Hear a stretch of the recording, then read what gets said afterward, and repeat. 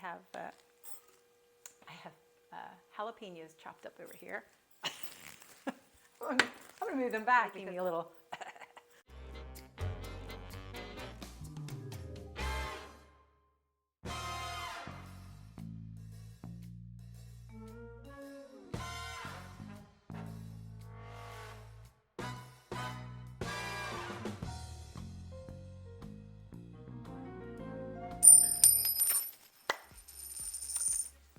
Hi, and welcome to the Vegan Boomer Babe. My name is Sherry, and I am here to share with you how going vegan, it's never too late. So, it's never too late to go vegan. I am here today, it's a Sunday afternoon, and I'm going to make my homemade chili. This is a recipe that has been in my family forever, as long as I can remember. This is how my mom always made chili. And going vegan, I make it exactly the same way. I have jalapenos chopped up over here. I'm going to move them back because they're making me a little... Anyway, I have a little thing with jalapeno peppers. They just make me cough. Impossible beef. So you can buy this in most grocery stores today. If you can't get Impossible beef, maybe Beyond Meat. I like Impossible beef better than Beyond beef for this application. I think Impossible beef has more of a neutral flavor. To me, Beyond beef has like a charbroiled kind of taste, kind of like a Burger King. That's what it reminds me of anyway. So I really like Impossible beef. If you can't get Impossible beef, actually this is a 12-ounce package, and I believe the Beyond beef is a 16-ounce package. So either way, get a package of ground beef if you like.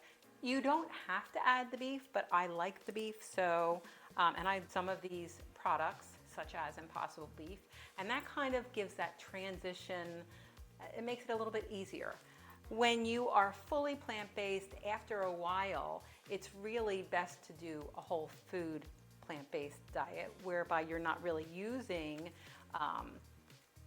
Impossible beef or imitation meats. But I like to use a lot of soy curls, tofu, tempeh, and they are a little cleaner than the fake meats. But nonetheless, the fake meats are fabulous and delicious and not hateful. So what I'm going to do, I'm going to start, I have my Dutch oven, and I'm going to get a little olive oil. And the thing that you have to remember, I'm putting about a tablespoon of olive oil in here. The thing that you have to remember is that this is not real meat. So there's not any fat in it. So what I like to do is, I also like kind of chunky chili. So I'm going to break it up, not really break it up. I'm going to make like little maybe mini meatballs, I guess I'll call them. Because I like to have like a nice chunk of, this is how I used to make mine with ground beef. So I kind of do it exactly the same way. So I'm going to put in, I'm not crumbling it, I'm actually like compacting it somewhat. And again, the reason I had to add the olive oil, ground beef you would not add anything because there's a lot of fat in the ground beef. But with the Impossible beef, you do need a little bit of oil to help it cook. So this. So I'm just going to wash my hands real quickly and grab my spoon. So I'm going to let this brown just as you would ground beef. Now it's going to stick a little bit on the bottom, but that's a good thing because I'm going to use that as little flavor things in a little bit. So I'm going to add to this about 3/4 of a teaspoon of cumin and about 3/4 of a teaspoon of chipotle chili powder. I'm just going to sprinkle it. I'm not really going to measure it. I'm guesstimating that it's about, and the cumin, about 3/4 of a teaspoon, just to flavor this beef. I never add salt to this beef. I think it's salty enough, but it's up to you if you want to add. I think I will add a little pepper, but there's plenty of salt in these meats, I think. I'm going to just stir this around, and as it browns,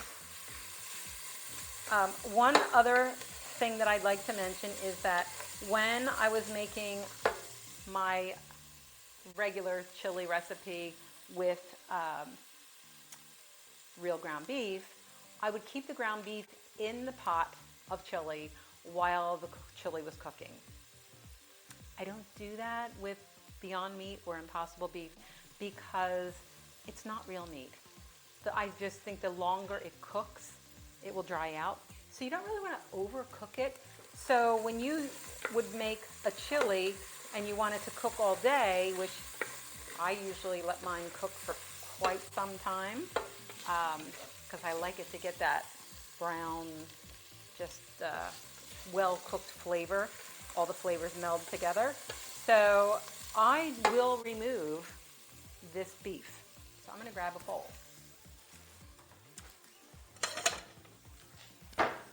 So some of the things that I'm going to add to this today, I'm going to add a couple of cans of kidney beans. I'm going to add some black beans. One of the things that I love to add, fresh corn on the cob. You know, this is an addition my mom did not use. She never added corn, but I love to add the fresh corn. You can add frozen corn. It's a lot easier. I have about 3 ears here, and they're not huge ears. However much you want to add, it's up to you. I have a couple of cans of the Rotel Fire-Roasted diced tomatoes, 3 cans of those. And so that is kind of the basis of our chili. So the black beans, while this is cooking, it's almost done. I'm going to rinse my black beans. Now I have 2 cans of the reduced sodium kidney beans, and I have 1 can of reduced sodium black beans. I'm not going to rinse the kidney beans. I am going to rinse the black beans. So I have a little colander. I'm going to dump them in here. And just rinse these beans.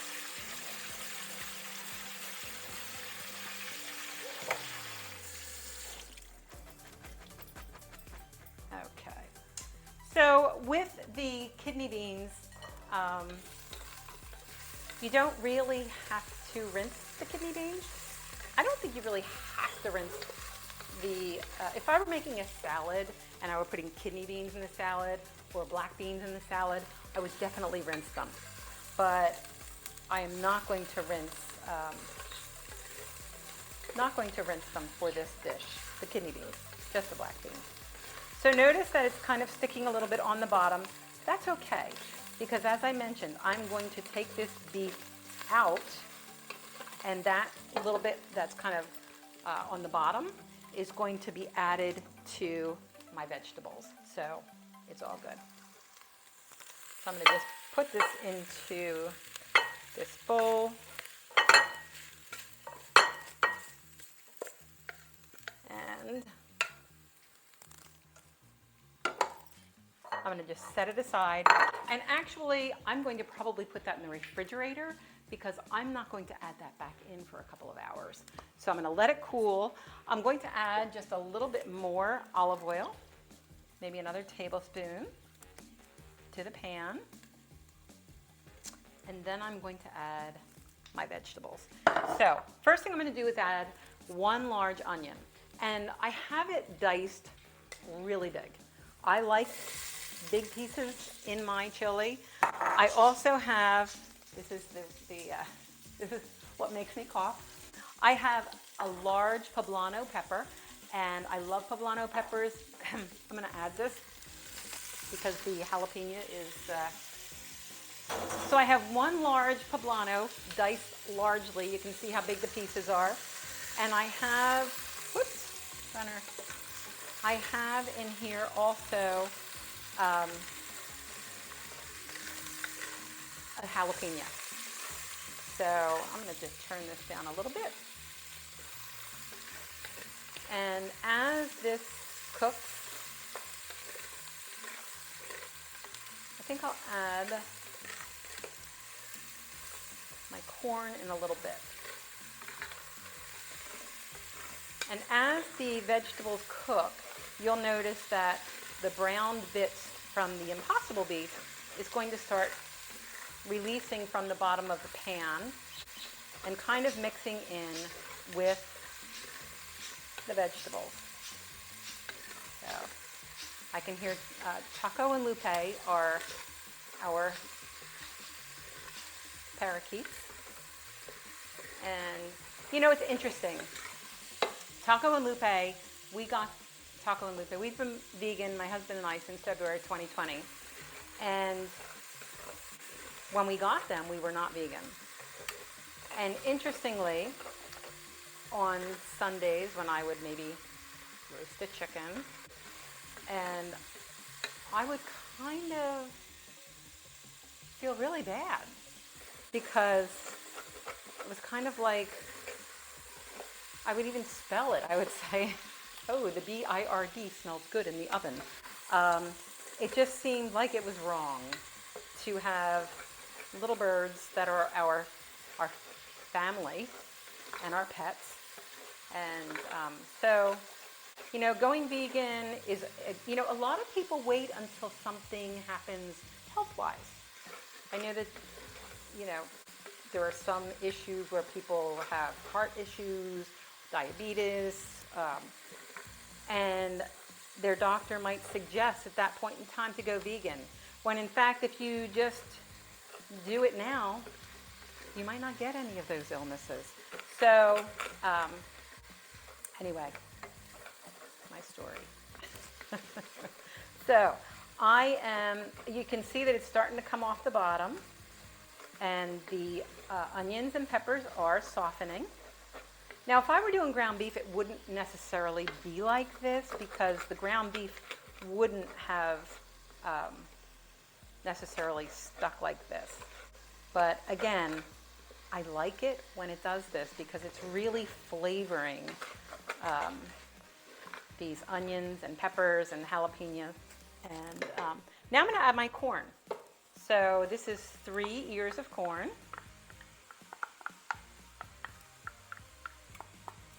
And that is good.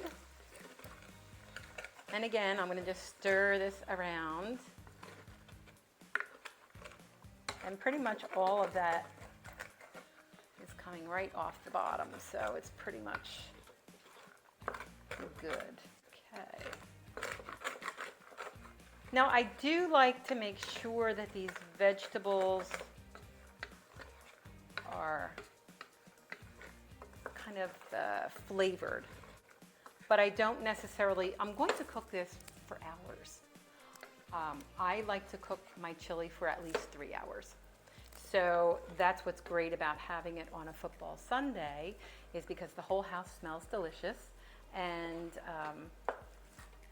you can just smell it cook all day long. I will be serving it today, typical way that most people serve chili, with a little dollop of sour cream, some chopped onion, some tortilla chips. I will mention that the tofutti sour cream is what we like. I just stir it up. That's the key, is to stir it up. And then it's just like regular sour cream. And a little bit of fresh cilantro. So we are getting ready to almost add the tomatoes.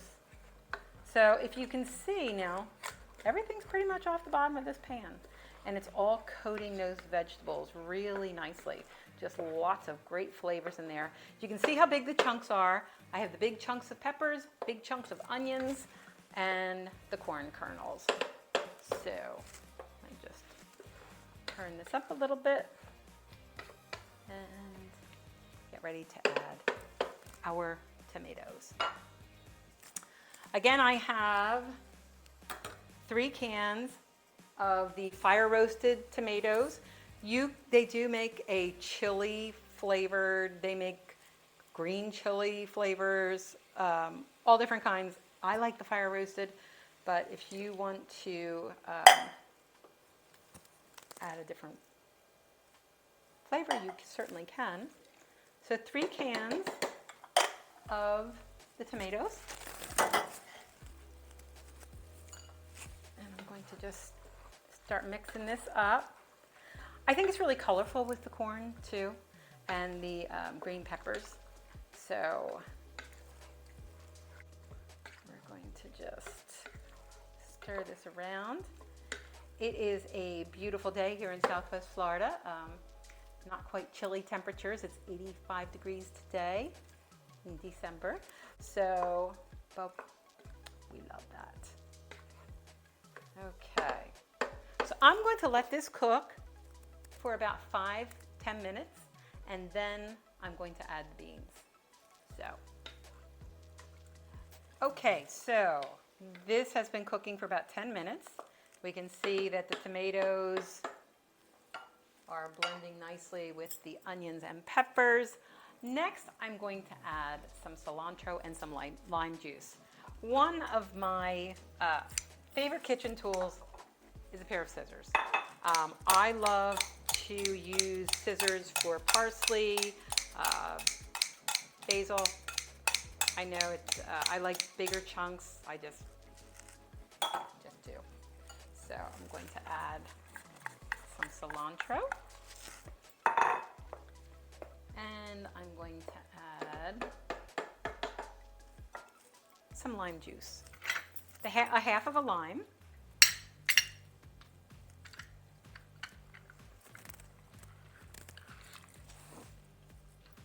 and I'm going to stir this up, and now I'm going to add the beans. So I'm going to add the 2 cans of kidney beans. I do have reduced sodium. If you don't mind the sodium, you can use regular.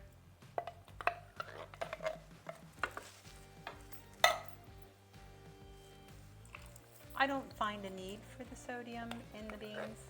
Maybe I'm used to, I've been using low sodium for years, so I don't think sodium's so great for us. So anyway, in moderation, of course, everything is fine. And some black beans. So here we go. We have a full pot of chili here. We have our onions. Now remember, our Impossible beef is still set aside. That's cooling, and I am going to add that later. But what I'm going to do is just let this cook. I'm going to add one more thing. I'm going to add a tablespoon of chili powder. So, you know, one thing that's a really good idea is to measure over another bowl, because if something spills, if it spills too much, you can't get it back out. But, so I put a tablespoon of chili powder in my chili. It's looking good, it's looking colorful, and I'm just gonna let this cook for hours. And I'm going to cover it. So I have when it starts to bubble, I have my lid, and I usually leave my lid just a little bit ajar. Or you could use my little pig lid holder, which is so cute. So either way, but I like it to be covered. I will just let this cook all day. You could put it in a slow cooker. I never do, in a crock pot. I usually just leave it right on the stove and just let it cook all day. So we're gonna come back. I'm gonna come back in a couple of hours and show you how we wrap it up. So see you in a minute. Okay, so we're back. It's been about 2.5–3 hours, and the chili has been cooking, and it's been a slow simmer, and my newsy metal lids. When I bought my pots and pans, I thought metal lids were a great idea. They weren't. I definitely will get glass lids next time. So I'm going to take my little pig off. I'm going to, you can see how thick it has gotten as it has cooked down. And I'm now going to add the beef, and I'm going to stir it all in to incorporate the beef into the chili. Now we're going to let this cook another 30-40 minutes and let this just blend. We're going to watch football. We might eat dinner in an hour. We might eat dinner in 2 hours, but I'm just going to let this, I'll turn it off after 40 minutes and let it sit. Remember, we don't want to overcook this beef. So when we are ready to go, I'll just heat it up, and then we'll add on top of it some sour cream, cheese, chopped onions. Tortilla chips are always a favorite, and just makes it a little more decadent for a football night. So thank you again for joining us today, and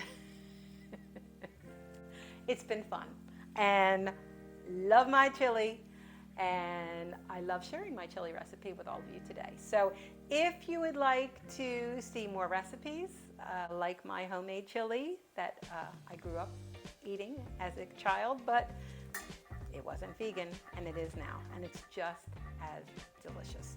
So please join me again. If you would like, please click the subscribe button, and I will look forward to seeing you all in my kitchen again sometime soon. Thanks.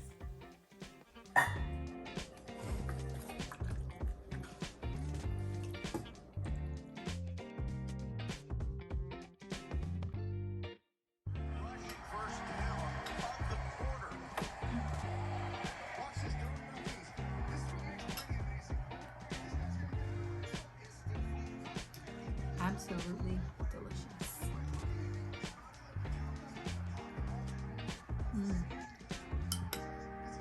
So good.